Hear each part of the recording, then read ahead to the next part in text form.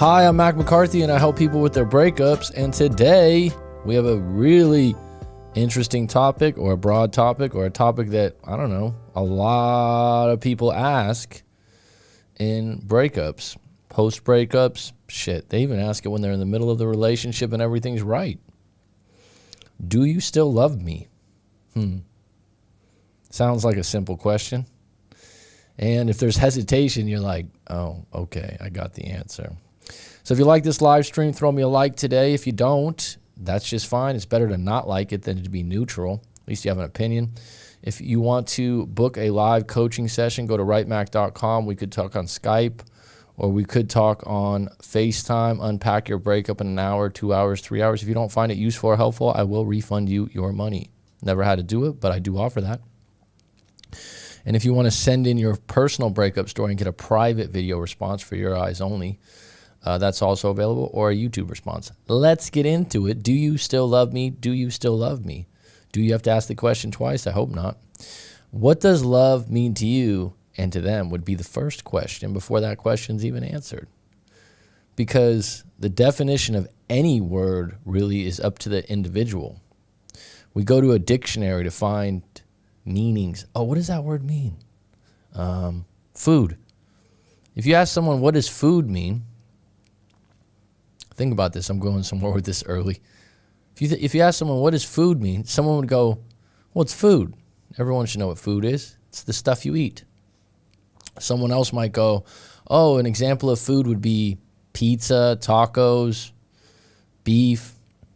And they wouldn't know it, but they would actually be giving their interpretation of food, and they would probably be picking the things that they eat most or like most. So if you said, oh, what's an example of food? They would probably come up with the things that they eat, not random things that other people eat. Think about that for a moment, right? If I talked to a Thai person, I was like, what's an example of food? They would probably say noodles, rice, because that's a primary thing in their diet, right? They wouldn't go, oh, lasagna. It wouldn't be their example, because to them, those are the first things that come up with food. Now, if you look at different words, everyone associates different definitions, right? And so the definitions that an individual comes up with is from their experiences and maybe what someone else taught them about that word. And if you really think about it, love is a feeling, but love's also a word. And people assume that everyone understands love in the way they understand love. And it's just not true. It's just not true. And so when you're going to break this down, thanks, Skinner. I knew you were going there. When someone says, do you still love me? It's not as simple a yes or no. And a lot of times you won't get a yes or no answer, but the answer you're looking for is absolutely 100%, right? But you really have to think who you're dating, who you're seeing, who you're asking the question to. What's their interpretation of love? How do they show love? A big issue right now, I just had a client email me, and she's upset that her current boyfriend, partner, it might be a fiance, because they've been together quite a long time. We've done live coaching together. And it's one of those situations, she's not in a breakup, but I help her out with just advice on dealing with her situation. And the interesting thing is, in her relationship, I'm not always telling her boyfriend's wrong. Actually, I'm kind of backing him up, where she's kind of overreacting in some cases. I don't know what the current state of things are. And then when we talk, she goes, actually, maybe you're right. But one of her big issues is she wants to be told, I love you a little bit more, and she wants to feel like he means it. And that alone, you think it's really simple, right? It's just words, it's feelings. But what I love you means to that man and what I love you means to her is probably not the same exact thing. And that's where shit gets a little twisted, and someone gets their feelings hurt and they get upset. And this is what I come across again and again and again in coaching, and again and again and again in breakups. I would never do that to her, but she would do it to you. And then someone's like, why would she do that to me? Because they look at the world in a different way. And that's why when you end up with someone that you really connect with, like it's rose petals and wine glasses. It's great. It's grand. It's wonderful. It's fantastic. And you're thinking to yourself, it doesn't get any better than this, as the great old Milwaukee commercial goes. You're lined up with someone that sees the world very similar to the way you do. Now, a caveat to that is, if you meet someone that shows you a better way to look at the world, that's nice. But if you're stuck in the way you look at the world, the way you interpret words, the way you interpret love, and their interpretations don't line up, it's very hard to agree down the road. And you can, in the process, sabotage a relationship or get really confused and upset and pissed off because you're like, you don't see things the way I see things? You know I'm right? So for some reason, people believe feelings and interpretations are somehow right or wrong. They're not right or wrong. You come to your interpretations through life experience. That's all it is, right? If I asked 1,000 people what their definition of love is, there'd probably be some people that had similar definitions. There'd be a lot of people where you go, wow, that's your definition of love? What the fuck? And then some people would just lie about the question. They would give some kind of sugar-coated answer that they think a lot of people would agree with them, or something that they saw in movies. But when it comes down to it, what does love mean to you?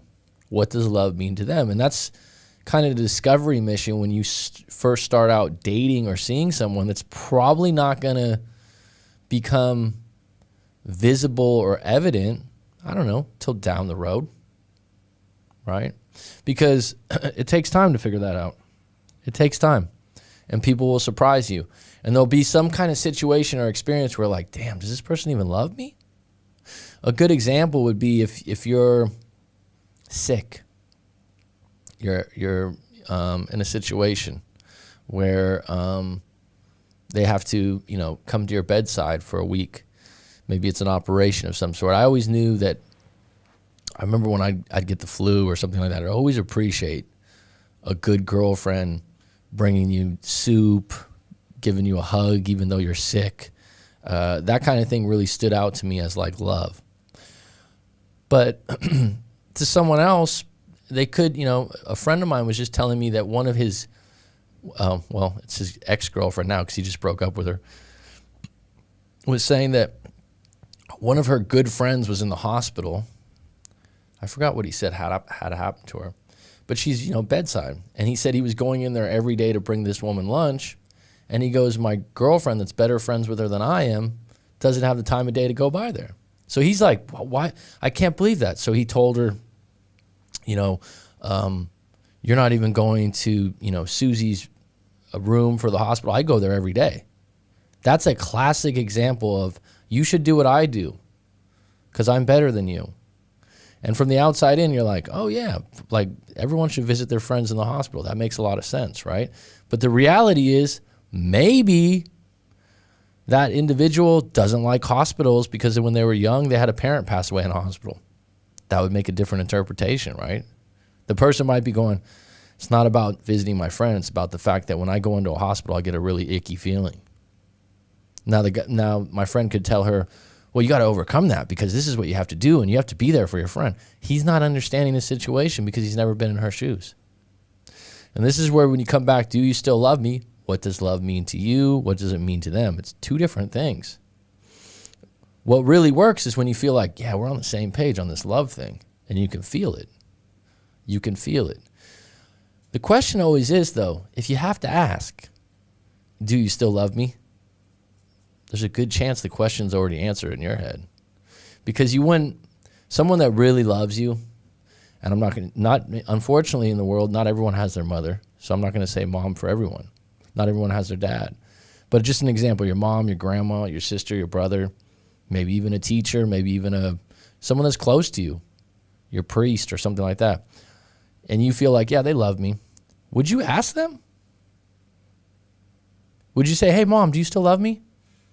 You probably wouldn't even ask that, right? You wouldn't say, like, do you still love me, Mom? Now, someone in a really toxic family, they could feel that. They probably wouldn't ask their mom. Even the most toxic of parents, usually people still feel like their mom or dad loves them. But when you have to ask the question, you're already halfway to the point where you, even if the person says, yeah, I love you, you still don't believe them because you had to ask the question. So what do you do with that? There's a mixed up of values and there's a mix up of feelings, and something's not right. It's deeper than just saying love's going to fix it all. Because if the person goes, oh my God, I love you so much. Well, I love you so much. And they say that to you, do you believe them? That's going to be a problem. Or do they love you in the way you want to be loved? It's pretty intricate, isn't it? Would you ask your mom, this would be the next question, have you been abandoned by someone you love? That's the next question. If you're asking that question, there's probably something in your history of your life where you loved someone or something and they disappointed you or they left you. And that could be a parent also, by the way. I haven't experienced that personally, but it absolutely can be, right? And it absolutely can contribute to you being in fear if someone loves you, because then you would associate love with being abandoned, right? And so that's a big one. And that's why when I do live coaching sessions, we'll often get into at some point, if you have a lot of trouble with relationships and you're really not seeing things clearly, I have to ask, like, what was your prior relationships? I've had multiple times where it's crystal clear a first relationship fucked you up really bad. There was a guy I did live coaching with. He was in his early 20s, lived in Southern California, was very successful. At the time, though, he said in his early 20s, he was I believe he said he a drug addict, alcoholic, heavy partier. Let's just call it that. But he had a girlfriend for like 4 or 5 years. He said the intimacy was good. Obviously, they both had drug problems, whatnot, but they loved each other. And then at the very end, it got dirty. Their breakup was really, really bad. Really bad. I mean, the details of it, I was like, damn. People think they have bad breakups, right?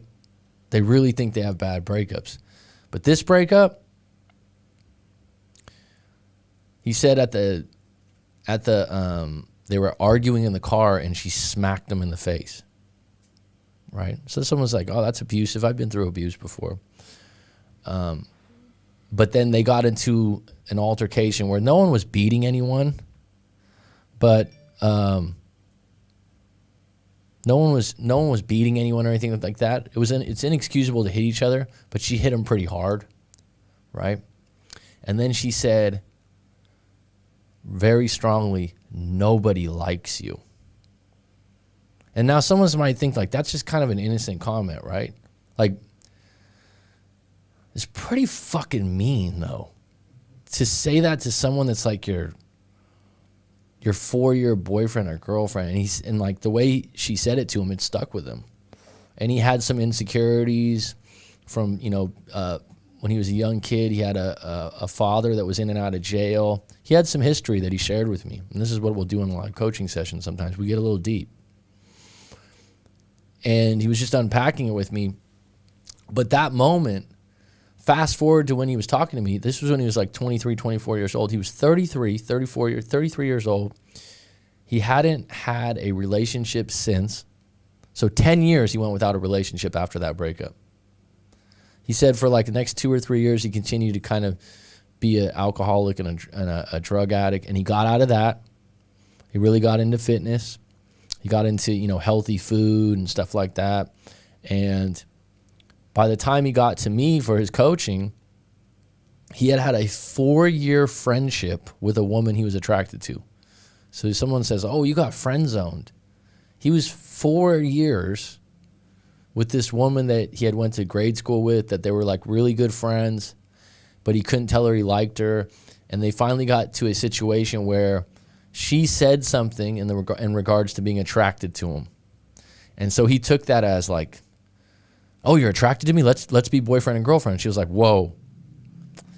I was just joking. Crushed him. So he was pissed because he was like, she misled me. She did this. She did that. But they were friends for 4 years and he never made a move. And then by the time he didn't really make a move. He just declared, well, I know you like me because you said I'm hot. And she was like, well, I just meant it as a friend. He was crushed. And she was like, let's just continue to be friends. He was like, no, I can't. So all this shit bubbled up. Then he gets in a live coaching session. We go back to that original breakup. And he was still harboring that statement of nobody likes you. He had trouble with, he had some friends and stuff like that, but that really hurt him. That's why he stayed out of a relationship for 10 years. That was deep. It was hurtful. And it was something that he felt for a long time, and he was reliving it in the new one.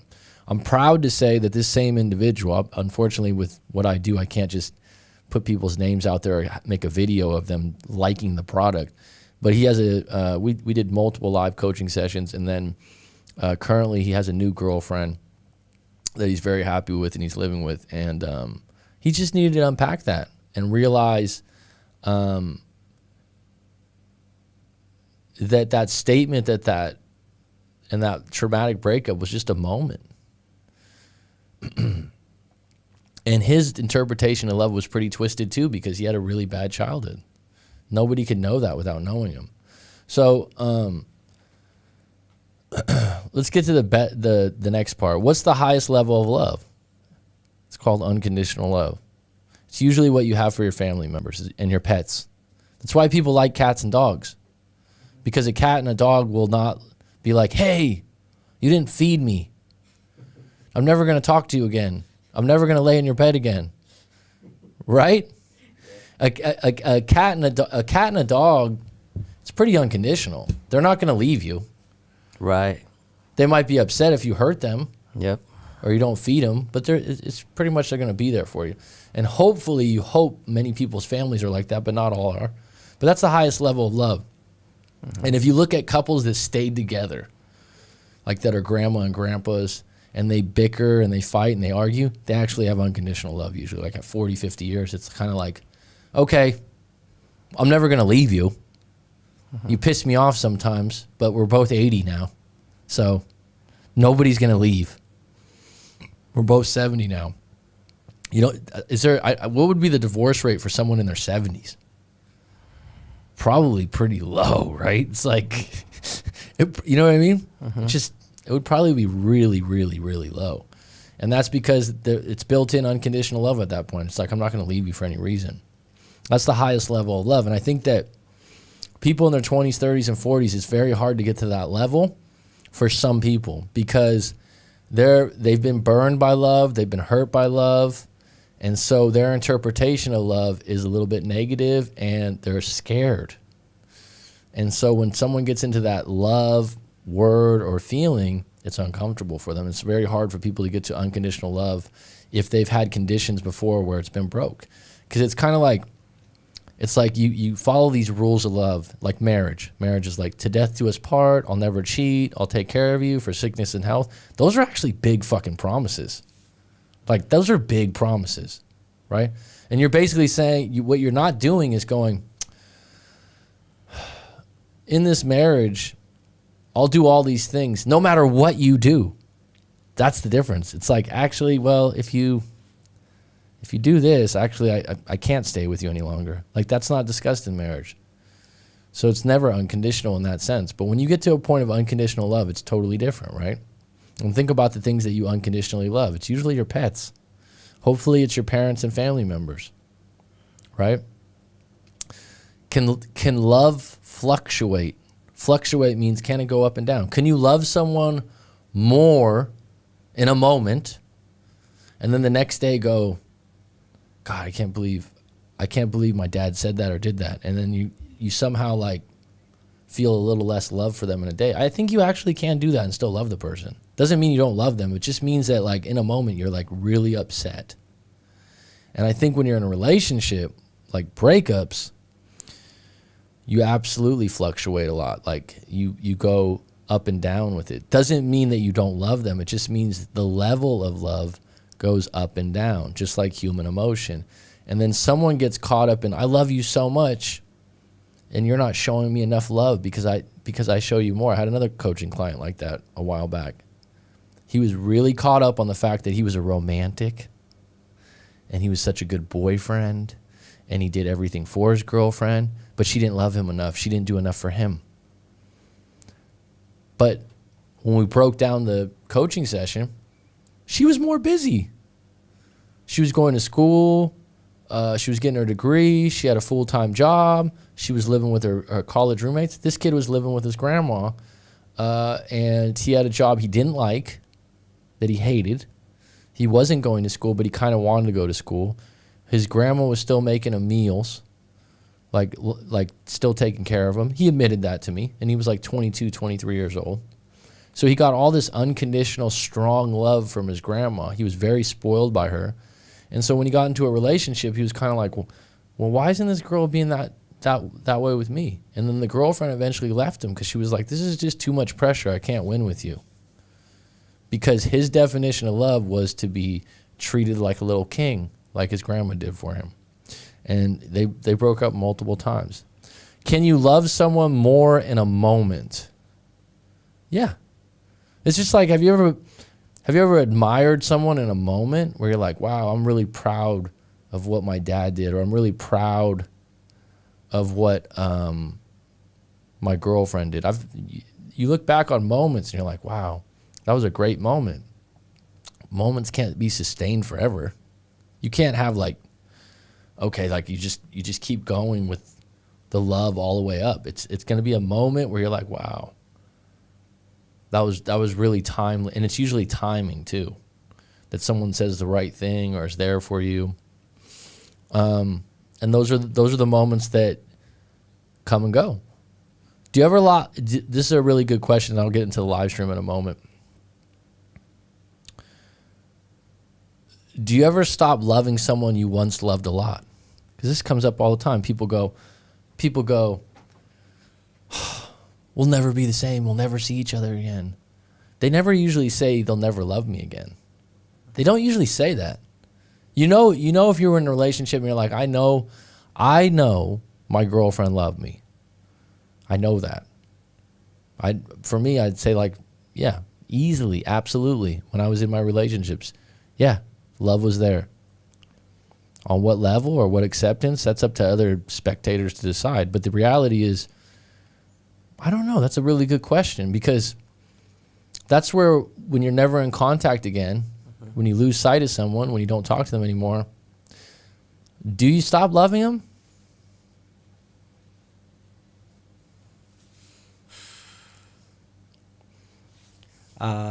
Let's say we have some Attachment? Yeah, but it's not like love. Well, here's the thing. Let's go back to a simple scale of 1 to 10. If we had a 1 to 10, people would never want to do, on a scale of 1 to 10, how much do you love someone? It's just a simple way to get a reading. Mm-hmm. But like if I looked back at one of my exes and I said, on a scale of 1 to 10, how much do I love them still? Probably like 2 or 3. Yeah, but it would still be love. Yeah, but it's not the same. If something happened to them and I heard about it, I would still care. Yeah. If they called me up in the middle of the night and they said, hey, I really need to talk to someone. I know it's been 6 years since we broke up, but you're the only one that knows me this way. I would talk to them. Yeah. And in that moment, I would care. So it wouldn't be like a stranger or a friend I went to school with or worked with. It would be deeper. Mm-hmm. And so I do think that you do never stop loving someone that you once really loved or had good moments with. You care about them. And let's just say that a big part of saying you love someone is care. Does that simplify it a little bit? Like deep, deep, deep care. Mm-hmm. Deep care about that person. And sometimes when you care about someone, you get angry with them because you care. Yeah.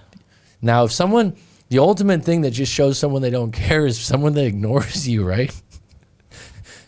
Someone that ignores you or shows you no kind of attention, or just is kind of like whatever, neutral to you. But I did have a breakup story that's from a website that starts off with, "Do you still love me?"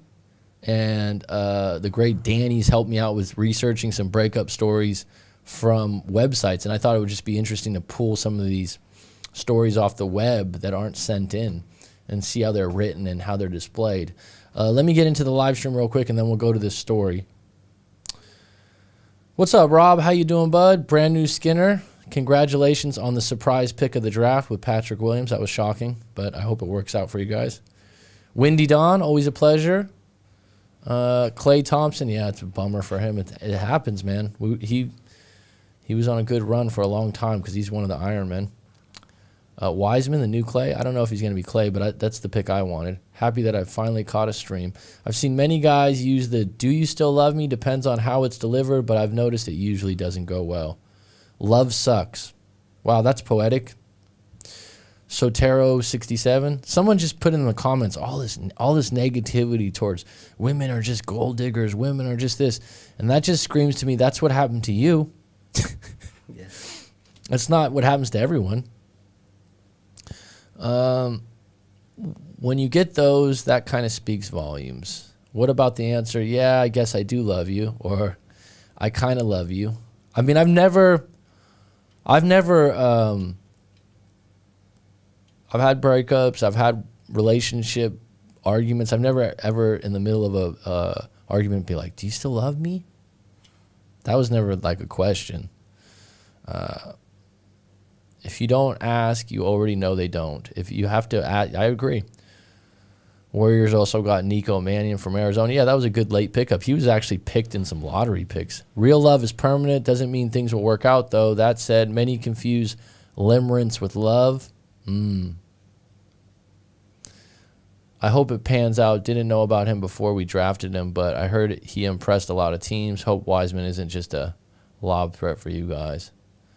Can't pass up on a 7'6" wingspan with a 7'1" frame, 250 pounds. I mean, you got to take a chance on that. So the story I got today, like I said, this is not from a client that sent in. This is basically a story that research assistant Danny helped me out with here. Do you still love me? It starts out with. Do you still love me? She asked quietly while looking down on her pale hands that were folding each other nervously.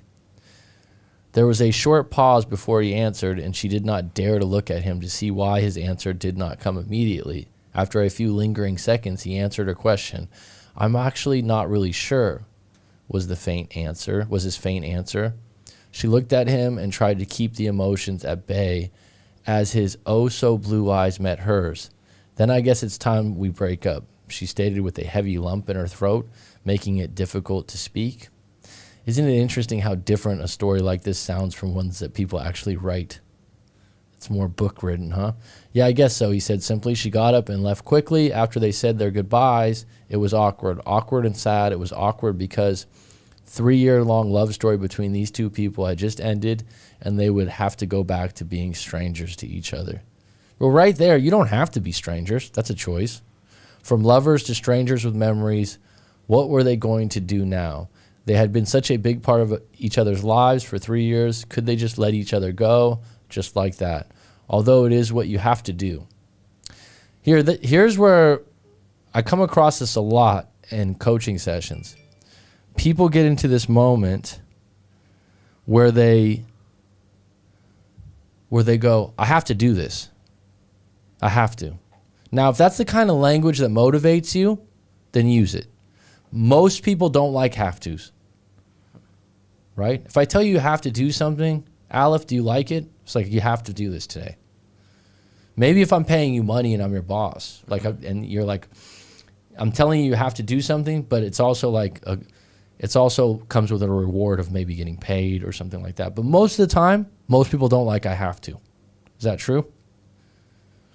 Mm-hmm. Do you think of things in that term, like I have to do this? It's kind of forcing, not just like a suggestion or advice. I gonna probably feel like, do I gonna do that like that? Well, here's the difference. What I try to do in a live coaching session is provide choices, and then you pick a choice on your own. Like, let's go through your choices rather than what you think you have to do. Why don't you really look at what you think you have to do? And then instead of saying I have to do it, how about this sounding a lot better? This is probably the best thing I could do. It just sounds different, right? It's like, it just sounds better to go, this is the best thing for me right now. When you say I have to, it's just a different kind of pressure. It's like, hands behind your back, you're under arrest. Get on your knees.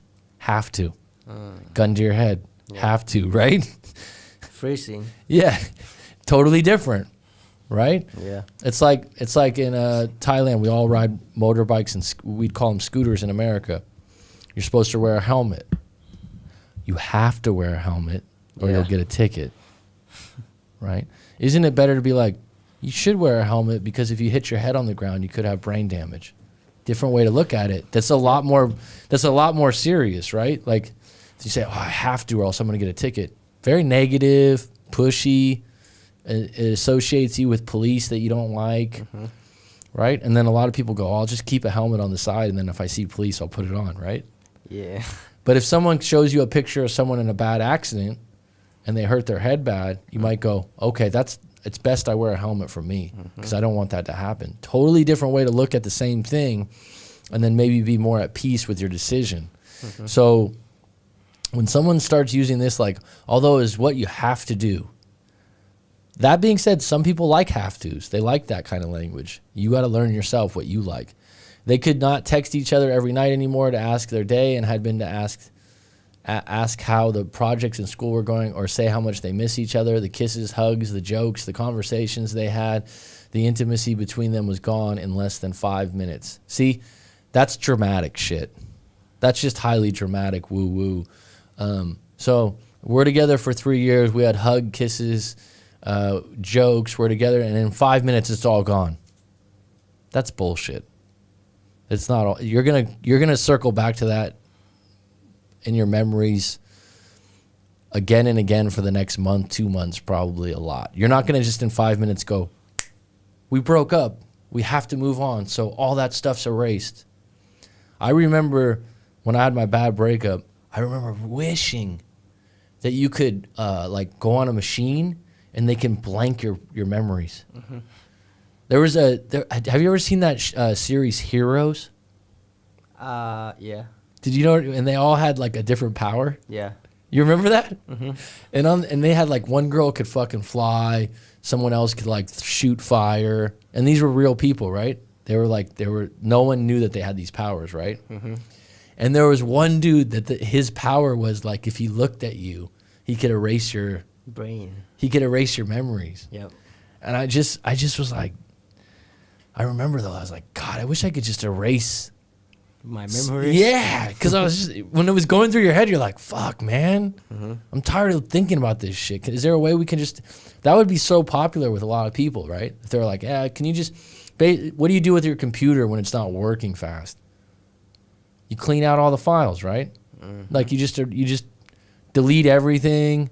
You put a whole new operating system. It's like, what if humans, you could do that? It's like, could I get amnesia, please? Right? It's like, it doesn't work that way, though.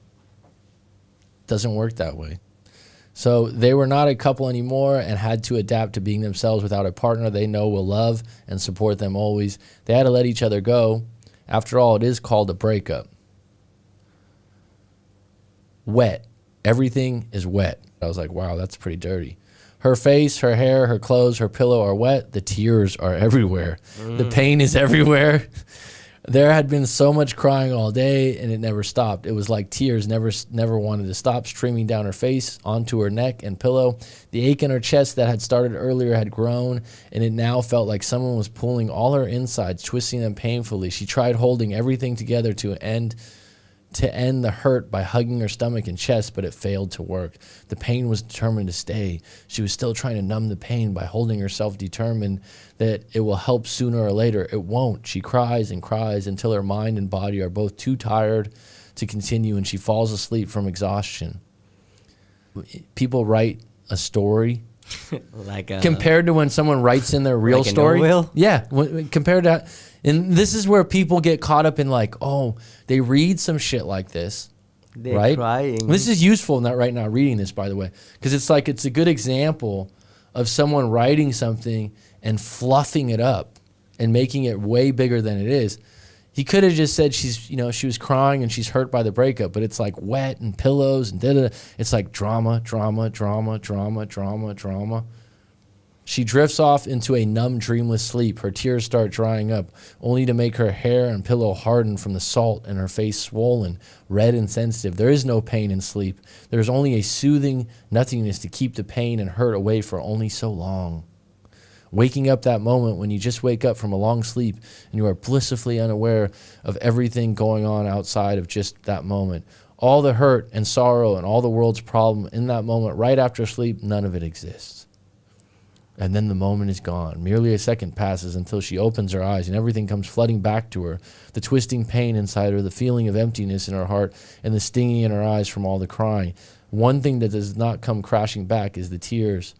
It feels like there are no tears left in the body to let out. So she gets up, feeling the hunger growling in her stomach. She feels weak. Her legs are shaking a little as she walks and feeling like she has to sit down soon. Maybe it's just because she needs to eat. But nothing goes down. The yogurt gets stuck in the back of her mouth and her throat, and she tries to swallow. She wants to throw up. The feeling of wanting to puke quickly degrades as she puts down the spoon and leans back into the chair. She cannot even eat without him. She feels weak. She has to lie down or she will faint. Lie down. She is shaking. She is hungry, and she is heartbroken. Wow.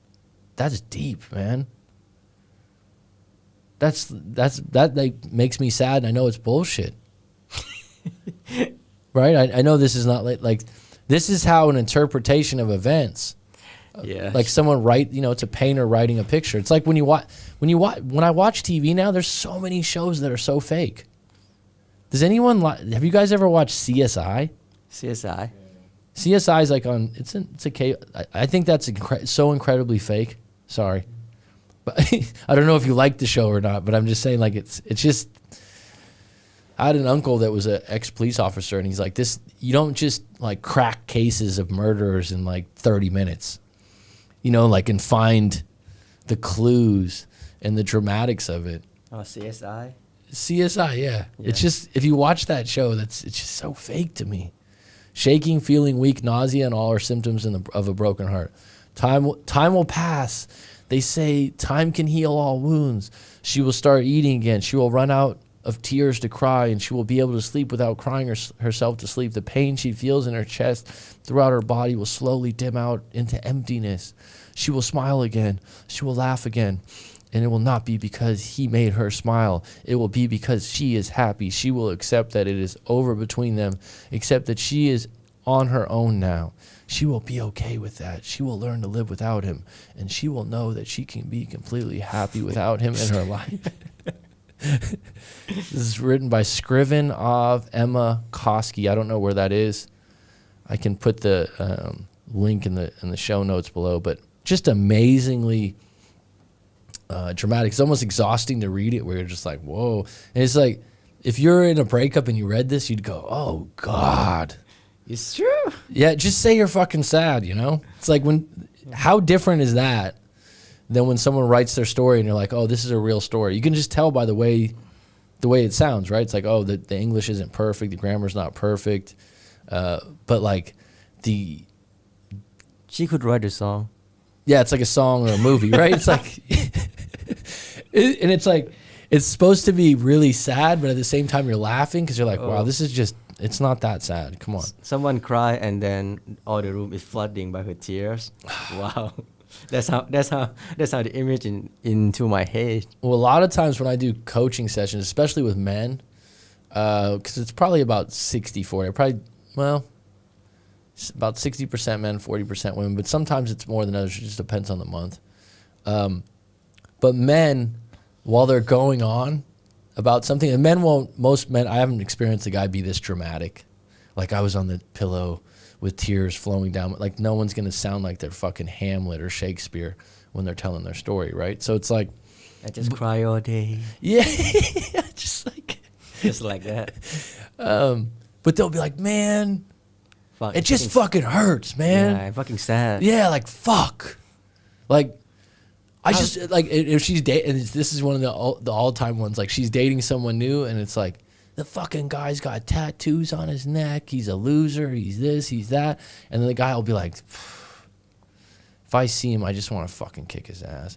And, in that moment, I'll laugh while we're talking. Because we got to laugh at this stuff sometimes because that's the only thing that cuts through seriousness. Because you're like, for a moment, it's kind of like, yeah, you look back and you're just like, just lighten up about it, dude. It's like, it's not the end of the world. You got food in your mouth. You got different, like there's so many different things that you got going for you that you're not seeing. But when you get to that moment and then you think to yourself, it is kind of funny. Because how did you get here? How did you get to this point where you're just so wrapped up in an ex, in a relationship? And the funny thing is, if you live long enough, you've been with a friend before that's been in a breakup. And you're sitting there listening to them. And unless you've been in it before, you're kind of like, oh, God. You serious, man? I never liked that bitch. Like,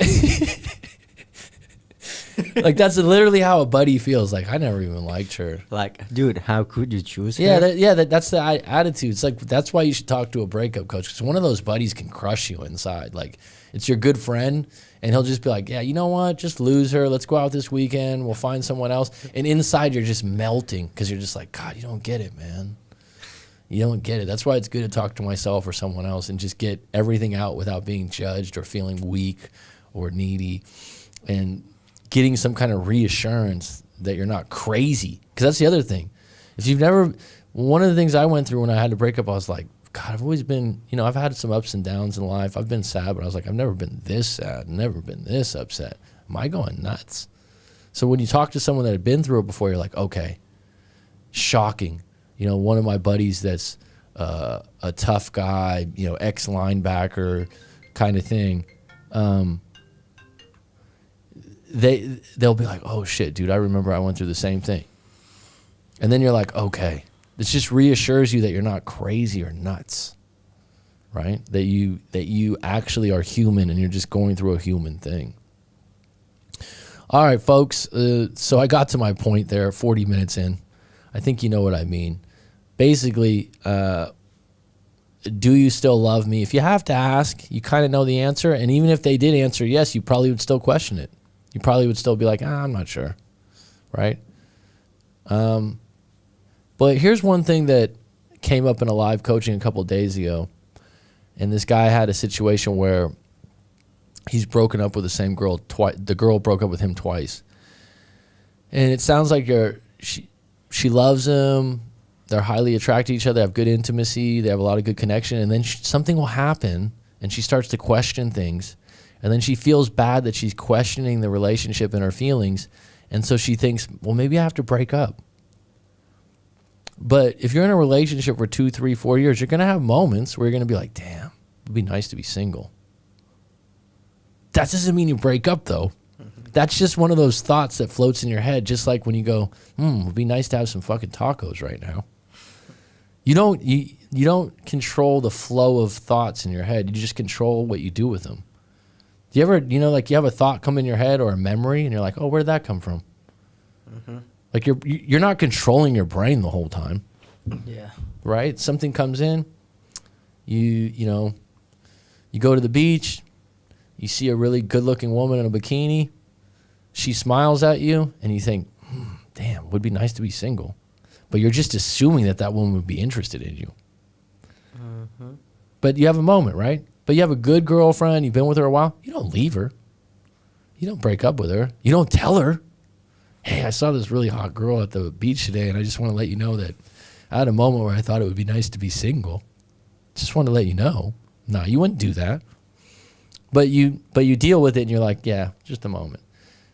With this guy, it sounded like his girlfriend's basically having moments where she's like, oh, my God, I don't know if I should be with you because my feelings aren't as strong.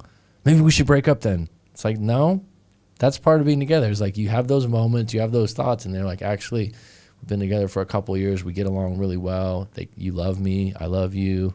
It's just a moment in my head that I'm dealing with, and then you kind of put it to the side.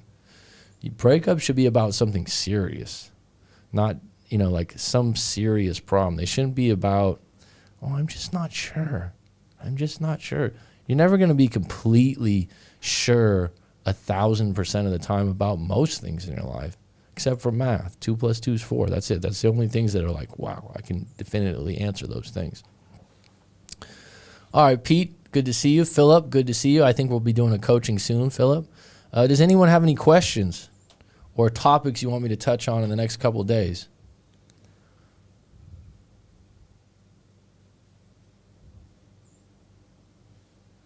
Radio silence.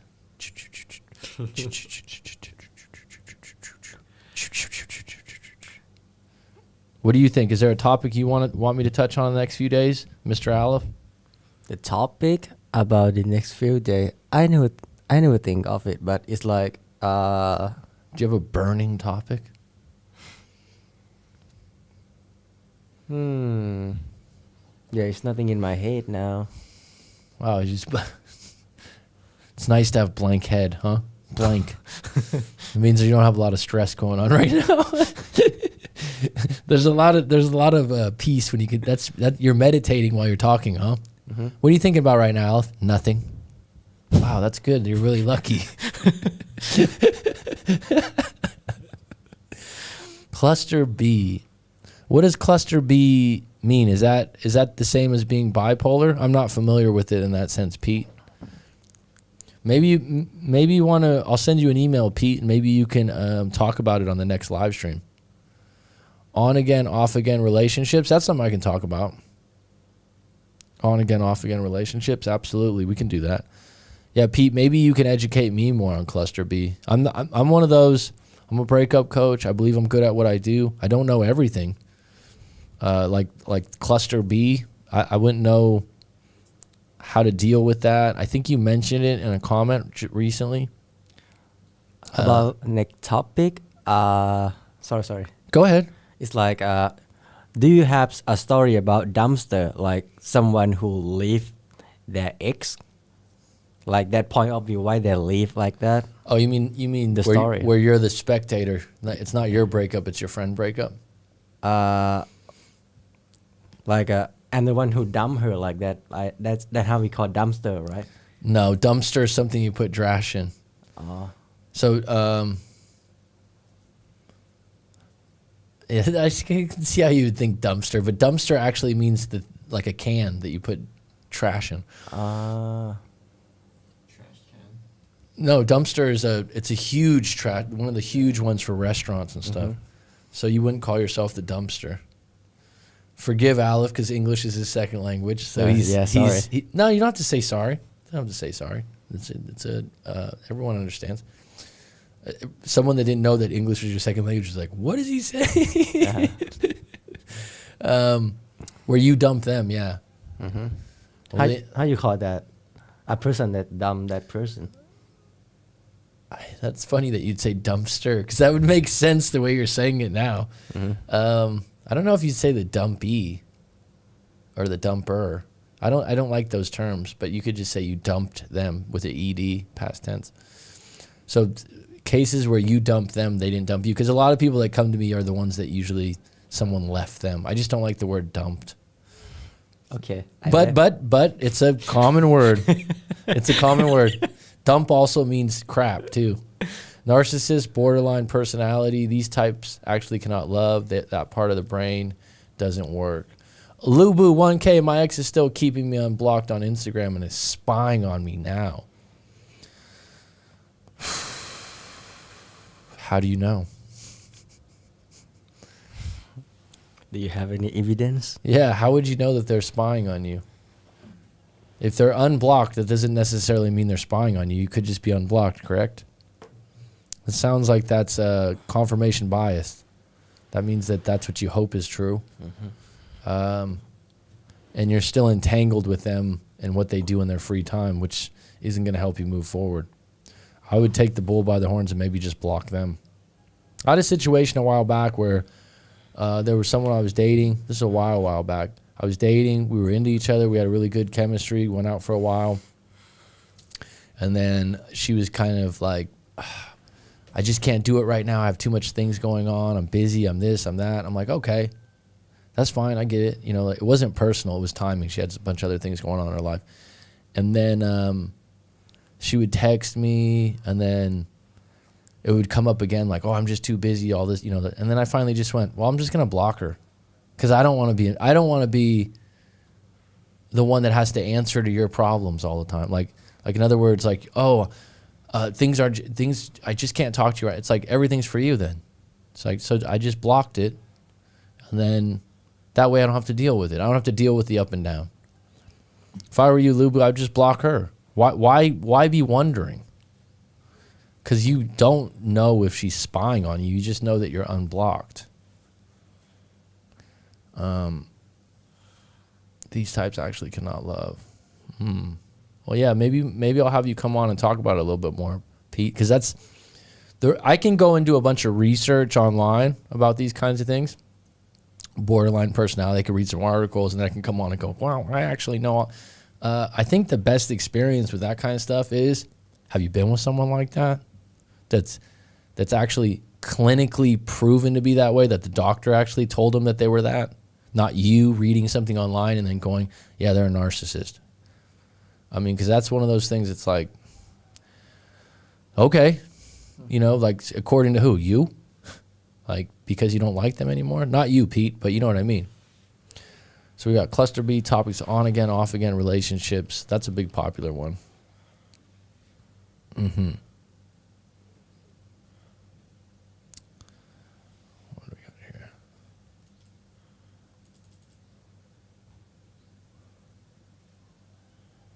Good point, but it is a good point because, like I said, I can go online and do that, but until unless I had a family member, close friend, or girlfriend that was like that, I don't really have the same experience about reading about it, right?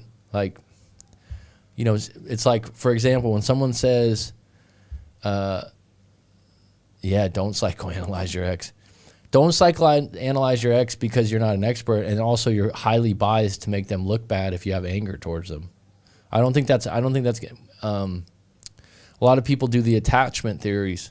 That's fine. Just don't be attached to the theories. Don't be attached to like that you're so right and you're so correct. You talk to any scientist or psychologist that's worth a damn, you're constantly being proven wrong by something you think is absolutely true. There's always room for interpretation. There's always room for maybe you're wrong. There's always room for little things that you missed. Yeah, some blind spot that we cannot see.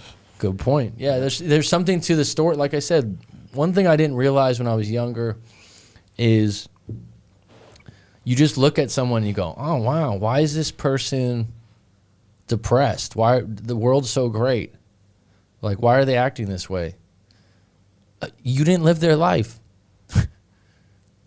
You don't know. You'll never know. If they choose to talk to you about it, you might know a little bit.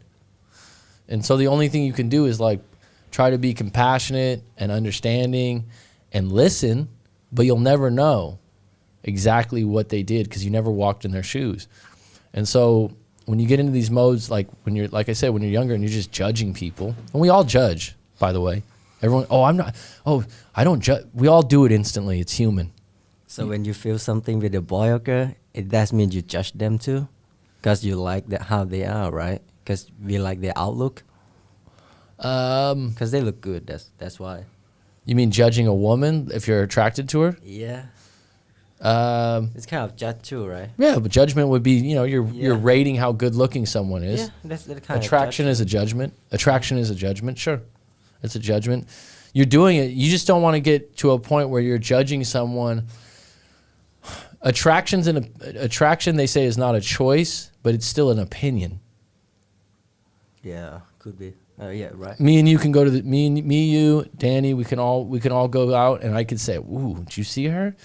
Danny could go, "Ew," and Aleph could go, "She's okay." It's an opinion, right?